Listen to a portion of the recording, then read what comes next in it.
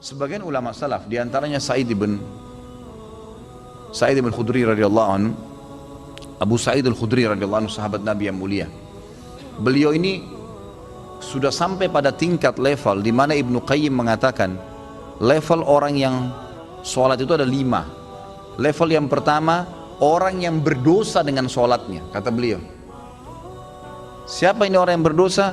Orang yang sholat tidak sama sekali memberikan haknya. Ada orang sholat hanya karena disuruh oleh orang lain, hanya karena tidak enak, mau udu nggak udu terserah. Ini berdosa nih. Percuma dia sholat, dia berdosa. Karena di sini riya, dan tidak ada hubungannya dengan Allah SWT, malah berdosa dengan sholatnya. Ada orang yang kedua, sholat tapi nggak dapat pahala.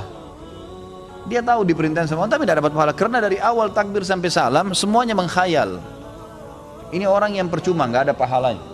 Masuk dalam sabda Nabi SAW, ada orang yang hari kiamat diremuk-remuk sholatnya seperti pakaian kotor lalu dilemparkan ke wajahnya. Karena dari takbir sampai salam nggak ngerti apa yang dia lakukan. Untuk apa sholat kalau begitu? Allah nggak butuh sholat kita, ikhwani. Allah nggak butuh.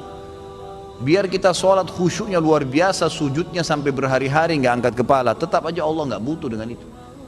Kata Nabi SAW dalam hadis qudsi, Allah SWT berfirman, wahai anak Adam, apapun yang kau kerjakan tidak akan bermanfaat bagiku dan aku akan kembalikan kepadamu.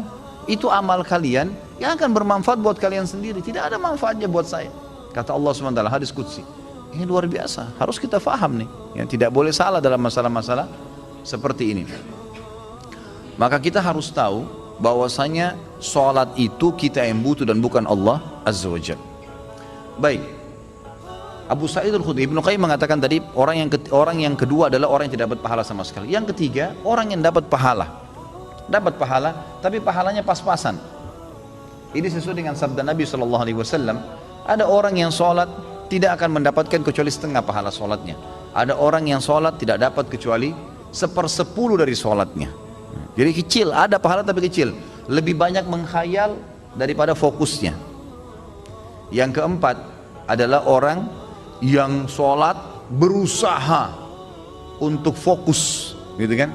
Tetapi terkadang masih menghayal, masih terlintas.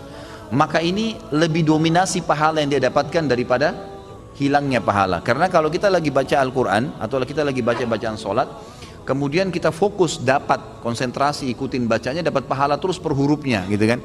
Pergerakan juga ada pahalanya. Tapi pada saat kita baca terus kita nggak sadar lagi menghayal, cuma lisan kita karena sudah terbiasa membaca jadi ngucapin kena rutinitas, itu nggak ada pahalanya, gitu kan? Itu nggak ada pahalanya. Orang yang keempat ini adalah golongan orang yang dapat mayoritas pahala sholatnya, tapi masih ada yang hilang. Bedanya tadi dengan orang yang ketiga, mayoritas pahalanya hilang, cuma sedikit yang didapatkan, gitu kan? Terbalik. Yang kelima ini yang luar biasa, orang yang sholat semuanya dari takbir sampai salam fokus. Bahkan kalau mereka sholat, mereka sudah lupa siapapun yang ada di sekitarnya. Mereka tidak perlu tahu tempat itu di mana mereka berada, sampai pada tingkat itu. Abu Sa'id al-Khudri radhiyallahu anhu dikatakan dalam riwayat dan masuk dalam poin yang kelima ini. Jadi bukan jangan anda katakan oh susah orang kalau fokus sholat, itu nggak ada susahnya. Asal dia mau, dia tahu dulu nilainya kadar sholat itu. Abu Sa'id al-Khudri berkata radhiyallahu anhu, saya pernah disuruh oleh Nabi SAW menjaga pasukan di malam hari dan Nabi SAW sedang tidur bersama dengan pasukan. Maka saya pun sholat di semak belukar. Pada saat saya lagi sholat, tiba-tiba ada mata-mata musuh dari jauh itu yang memanah ke arah saya dan tepatnya jatuh di jantung saya. Di tengah-tengah dadanya jatuh di jantungnya. Dia bilang lalu keluar darah. Tetapi pada saat itu saya sedang sangat menikmati surah Al-Kahfi yang saya baca, sehingga saya tidak merasakan perihnya dan sakitnya anak panah itu. Tetap baca surah Al-Kahfi dengan tenang. Al-Kahfi mengalahkan itu semua, gitu kan? Lalu kemudian dia berkata, mata-mata itu melepaskan lagi anak panah yang kedua. Dilepaskan anak panah kedua, jatuh tepat di sebelahnya anak panah pertama, tergores, keluar darah lagi. Tetap saya masih belum merasakan sakitnya karena nikmatnya membaca surah Al-Kahfi. Sampai musuh itu melepaskan 9 atau 10 anak panah. Sasarannya semua hampir sama, di jantung. Dia bilang, kalau bukan karena saya khawatir, ini sudah mulai berat, ini 10 anak panah di dadanya. Dia bilang, kalau bukan saya khawatir saya terbunuh dengan anak panah selanjutnya, Kemudian Nabi SAW dan sahabat-sahabat yang lain akan dibunuh oleh musuh. Demi Allah saya akan selesaikan sholat saya dengan surah Al-Kahfi. Tapi karena saya khawatir itu maka dia ruku. Dia bilang waktu saya ruku, kemungkinan mata-mata itu tahu kalau saya manusia. Tadi dia ragu. Kemudian dia lari dan tidak jadi menyerang pasukan muslimin. Tapi saksi bahasan kita bukan masalah perangnya. Bagaimana Abu Sa'id Al-Khudri bisa fokus sampai tidak merasakan sakitnya anak panah. Coba nih teman-teman di sini kalau digigit nyamuk, ya, digigit nyamuk gimana tuh? Jangan kan digigit, baru suaranya sudah buyar semua konsentrasinya, gitu kan? Seseorang di antara sahabat dan tabi'in dinukil dalam buku-buku tentang khusyuan salat, kumbang datang menggigit, menyengat dahi mereka, berdarah, mereka nggak bergerak, seperti batang pohon yang kokoh. Luar biasa itu. Karena mereka tahu sama siapa mereka berhadapan, gitu kan? Dan memang ini sudah menjadi tradisi mereka ya. Bagaimana jikalau kita sholat tapi memikirkan level-level sholat seperti yang Pak Ustadz rincikan dengan pembahasan barusan, apa tetap dapat pahala? Level-level sholat apanya mesti dibayangkan?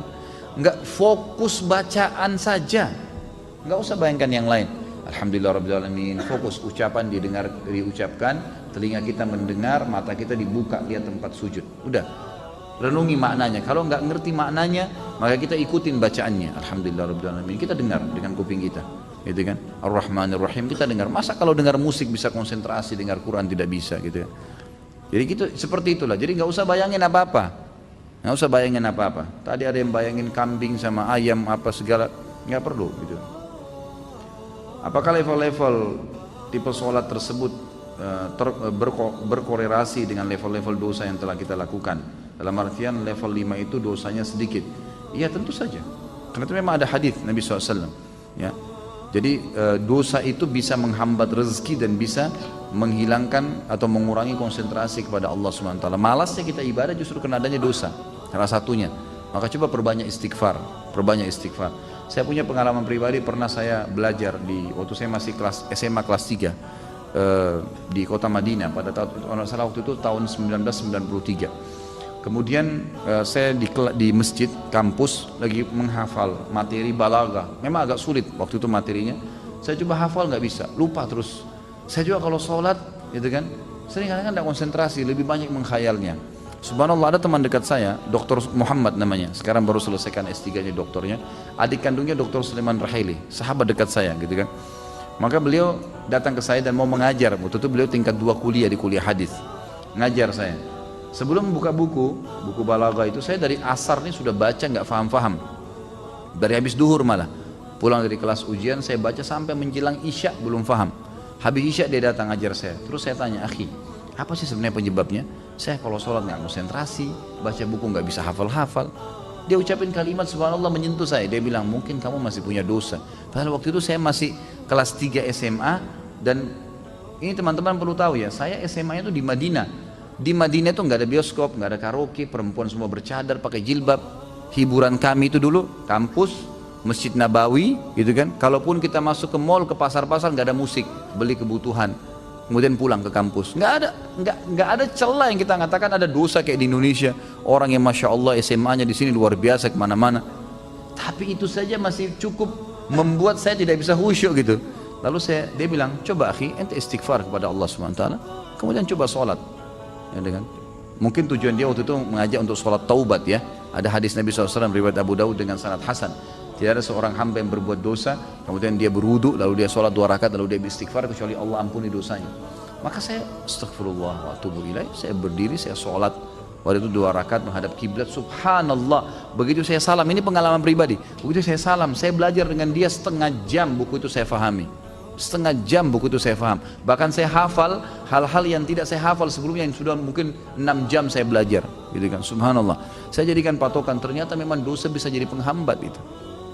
Maka makin pekah, makin dekat dengan Allah SWT, maka makin berpengaruh kehusyuan tentunya.